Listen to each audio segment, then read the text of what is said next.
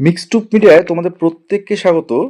আজকে মেনলি আমরা upper primary নিয়ে আলোচনা করব যে আপার প্রাইমারি 2025 তার এলিজিবল ক্রাইটেরিয়া কি, এবং সাথে তোমরা যারা গ্রাজুয়েশনে 50% নেই বা দেখা গেলো মাস্টার ডিগ্রি নেই, কারা অ্যাপ্লাই করতে পারবে, ডিএলএড থাকলে কি এলিজিবিলিটি দরকার, ডিএলএড যদি থাকে, বা এপিএডিং হিসেবে পারবে কি না, এনসিটি গাইডলাইনে কি বলা রয়েছে, সমস্ত কিছু নিয়ে কিন্তু আজকে আলোচনা। এবং অবশ্যই নোটিফিকেশান কবে আসবে, ভ্যাকেন্সি যাবতীয় তথ্য কিন্তু এই ভিডিওর মাধ্যমে শেয়ার করো। ফার্স্ট টাইম অবশ্যই থাকলে তোমরা সাবস্ক্রাইব করবে চ্যানেলটি, এবং অবশ্যই অবশ্যই প্রচুর পরিমাণে শেয়ার করে দাও।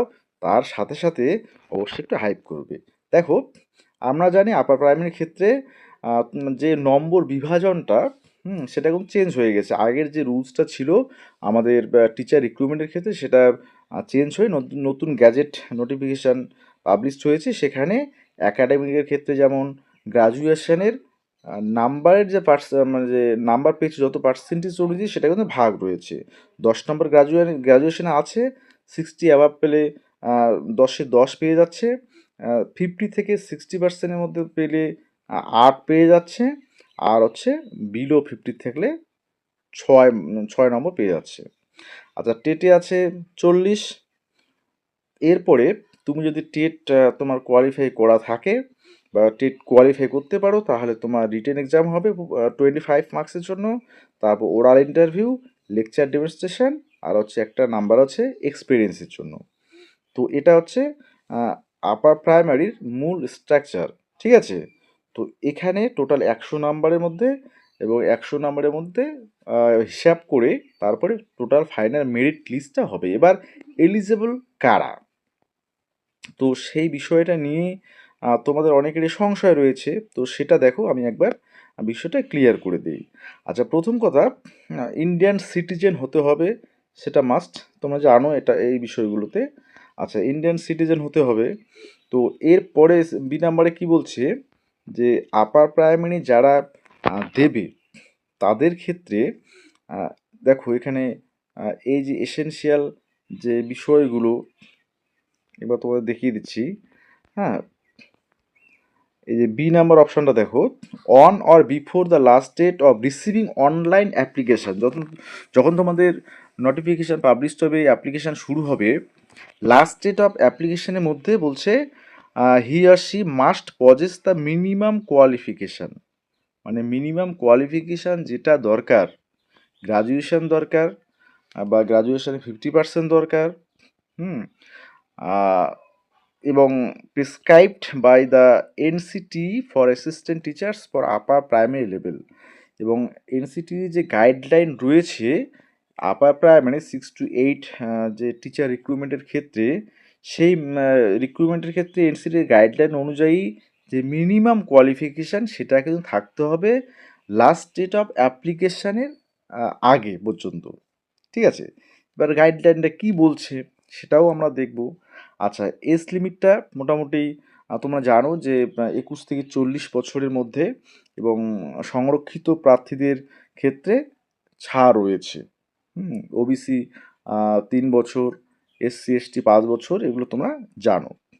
আচ্ছা, এবার আমরা আসবো যে মেইনলি যে তোমাদের এই বিষয়গুলো, যে গ্রাজুয়েশানে 50% বা 45% লাগবে কি না, আর বাকি বিষয়গুলো নিয়ে তোমাদের আমি আসছি। দেখো, আচ্ছা, এবারে তোমাদের গাইডলাইনটা একটু জাস্ট বলে দিই, যে টিচার রিক্রুটমেন্টের ক্ষেত্রে এনসিটি, অর্থাৎ তোমাদের national council for teacher education, এটার গাইডলাইন, তার সাথে সাথে আরটি অ্যাক্ট, যে 2009-এর যে আরটি অর্থাৎ রাইট টু এডুকেশন, তার যে সেকশনগুলো কিছু ক্ষেত্রে যে রিল্যাক্সেশন দিয়েছে সেই বিষয়গুলো একটু বলে নিই। আচ্ছা, এখানে দেখো, এটা হচ্ছে 2011-র যে এনসিটির যে গাইডলাইন। দেখো এখানে স্পষ্ট বলাই রয়েছে বিষয়টা, সাবজেক্টটা কি, guidelines for conducting teacher eligibility test TET under the right of children to free and compulsory education act RT 2009। তো এখানে একটা বিষয় তোমাদের পরিষ্কার করে বলি, দেখো গাইডলাইনগুলো দেওয়া রয়েছে। তো এখানে যদি আমরা এলিজিবিলিটিটার মধ্যে যাই, তাহলে তোমরা বিষয়টা দেখতে পারবে। আমি একদম 3 নাম্বার যে পয়েন্টটা, এটাতে একটু যাই। The eligibility condition for appearing in TET may be relaxed in respect of a state বা ইউনিয়ন টেরিটরি মানে UT which has been granted relaxation under subsection 2 of section 23 of RTE Act. The relaxation will be specified in the notification issued by the central government under the subsection. অর্থাৎ RTE অ্যাক্টের 23 নম্বর সেকশনের যে উপসেকশনটা রয়েছে subsection 2, সেখানে স্পষ্ট বলা রয়েছে যে reserve ক্যাটাগরির ক্ষেত্রে তোমাদের মার্কসের রিল্যাক্সেশন তোমাদের থাকছে। অর্থাৎ কেউ যদি 40% ওই গ্রাজুয়েশনে থাকে, বিএড কোর্স করা থাকে, তারাও কিন্তু এলিজিবল হয়। ঠিক আছে, এটা ওয়েস্ট বেঙ্গলে আমাদের বা যে এই যে আরটি যে অ্যাক্ট রয়েছে, সেখানে যে রুলস হয় সেই রুলসে বলা রয়েছে। ঠিক আছে, আমরা নবম দশম একাদশ দ্বাদশ সেক্ষেত্রেও দেখেছি 5% মার্কস রিল্যাক্সেশন আছে। সেটা গ্যাজেট নোটিফিকেশানে থাকে না, সেটা যে নোটিফিকেশান যখন বের হয় তখন থাকে, কিন্তু গ্যাজেটে সেটা উল্লেখ থাকে না। ঠিক আছে, আচ্ছা। এবং রিজার্ভেশন পলিসি সেটাও তোমরা জানো। এবং টেটের ক্ষেত্রে এটাও তোমাদের বলে রাখি, যেমন কীরকম হবে টেটের কোশ্চেনগুলো। এই যে দেখো 5, 6 to 8 এই ধাঁচের কিন্তু হবে। ঠিক আছে, দেখো চাইল্ড ডেভেলপমেন্ট আর pedagogy 30 number, language 1 compulsory 30, language 2 30, অর্থাৎ এখানে 90। আর যারা সায়েন্স ব্যাকগ্রাউন্ড তাদের অর্থাৎ যারা পিওর সায়েন্সে দেবে বা বায়োলজিক্যাল সায়েন্স, সেখানে ম্যাথমেটিক্স অ্যান্ড সায়েন্স টিচারদের জন্য এরকম থাকবে 60 নাম্বার। আর হচ্ছে সোশ্যাল স্টাডিজ থাকবে, অর্থাৎ যারা আর্টস থেকে বিলং করে তাদের ক্ষেত্রে। এবং for any other teacher 4A or 4B, এরকম করে ভাগ করা কিন্তু রয়েছে, যারা যে বিষয়ে সিলেক্ট করবে, অর্থাৎ যাদের যেরকম রয়েছে। ঠিক আছে, এবার এই বিষয়টা সব থেকে তোমাদের ভাইটাল, যে কবে নোটিফিকেশান আসবে সেটা বলছি যে পুজোর পরে পরেই আসতে চলেছে। ইতিমধ্যে তোমরা জানো যে আজকে থেকে group C group D school service কমিশনে সেটা ফর্ম ফিল আপ শুরু হয়ে যাচ্ছে। তার সাথে সাথে গতকালকে প্রাইমারির ক্ষেত্রে প্রাইমারি টেট অর্থাৎ স্পেশাল এডুকেটার নিয়োগের ক্ষেত্রে বিজ্ঞপ্তি কিন্তু অলরেডি পাবলিশড গতকালকে হয়ে গেছে। তো আপার প্রাইমারির ক্ষেত্রেও কিন্তু শীঘ্রই সেই বিষয়টা চলে আসবে। ঠিক আছে, অর্থাৎ এবার কোয়ালিফাইং মার্কসের ক্ষেত্রে দেখো যে ইউআর ক্যাটাগরির ক্ষেত্রে 60% লাগছে। তোমরা জানো যে 150-র মধ্যে 90টা কারেক্ট করতে হয় বা ঠিক করতে হবে।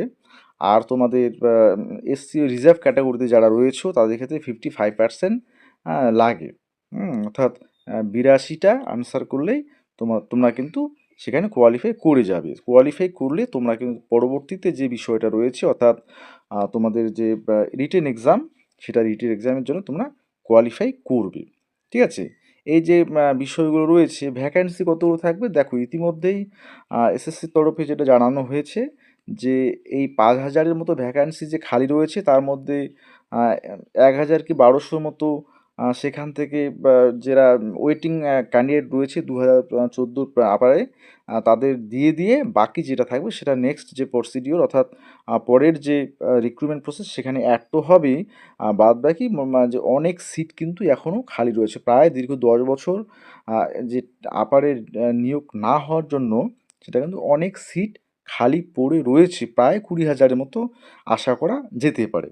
ঠিক আছে, আচ্ছা। এবার তোমাদের ওই প্রশ্নটা আমি একটু আরেকবার বলে নিই যে এনসিটির গাইডলাইনে কী কী বলা রয়েছে আর এলিজিবিলিটির ক্ষেত্রে। আমি সিটেটের কথায় প্রথমে আসি। 2024-এ যে সিটেট লাস্ট হয়েছিল, তো সেক্ষেত্রে দেখো পেপার 2 যেটা, সেটা হচ্ছে কিন্তু আপার প্রাইমারির জন্য। তো সেখানে একটা কোয়ালিফিকেশান দেখো, the stated education qualification for paper 2 requires the candidate must have passed graduation minimum 50% and passed or appeared. এখানে কিন্তু সমস্ত প্রশ্নের উত্তর তোমরা পেয়ে যাবে। দেখো, appeared in the first year of bachelor in education BEd from a recognised university বা ইনস্টিটিউট, অর্থাৎ অ্যাপিয়ার্ড হিসাবে যারা থাকবে তারাও কিন্তু এলিজেবল সেটা এনসিটির গাইডলাইনে আছে। এটা কিন্তু 2024-এর যে সিটেট তার নোটিফিকেশানের রেসপেক্টে আমি বলছি। তো যেহেতু যে এনসিটির গাইডলাইনে রয়েছে, সেক্ষেত্রে কিন্তু অবশ্যই যারা বিএড করছো রানিং, ফার্স্ট ইয়ার কমপ্লিট হয়েছে, সেক্ষেত্রে তোমাদের রেজাল্ট হয়তো দেখা গেল কিছুদিন পরে পাবে। এর মধ্যে যদি নোটিফিকেশান ছাড়ে, তাহলে তোমরাও কিন্তু এপিআইডি হিসাবে দিতে পারবে। আর একটা বিষয়, ওই 50%-এর ক্ষেত্রে তোমরা যেটা বলছিলে, যে candidate must have cleared the graduation with a minimum 45% marks. যাদের 45% মার্কস রয়েছে, passed or appeared in 1 year bachelor's degree in education, অর্থাৎ 1 year যে বিএড যখন ছিল, সেগুলো যারা পাস করেছে বা অ্যাপিয়ার্ড হয়েছে, 40% মার্কস গ্রাজুয়েশন রয়েছে, তারাও এলিজেবল। সেটা হচ্ছে in accordance with the NCT regulation in BEd, মানে বিএডের ক্ষেত্রে এনসিটি রেগুলেশনে, এনসিটি রেগুলেশনে যেগুলো রয়েছে, অর্থাৎ এখান থেকে স্পষ্ট যে তোমরা গ্র্যাজুয়েশনে মিনিমাম 45% মার্কস, সেটা অবশ্যই রিজার্ভ ক্যাটাগরির জন্য তারা কিন্তু এলিজেবল হয়। তো এই বিষয়টা কিন্তু একদম ক্লিয়ারলি এখানে বলা রয়েছে।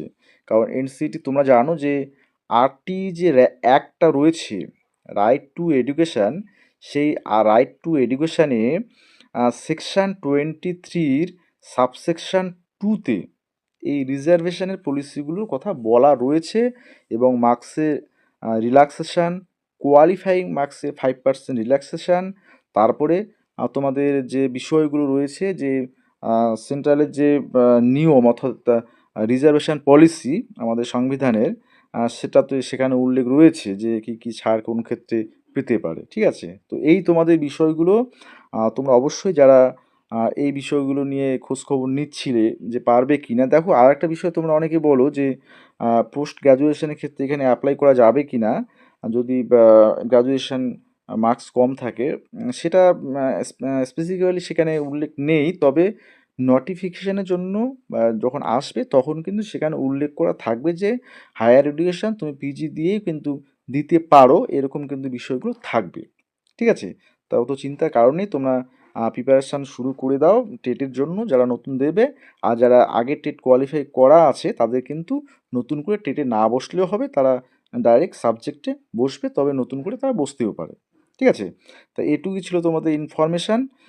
এইগুলোই বা তোমাদের অনেকেরই জিজ্ঞাসা ছিল, তাই বললাম। ঠিক আছে।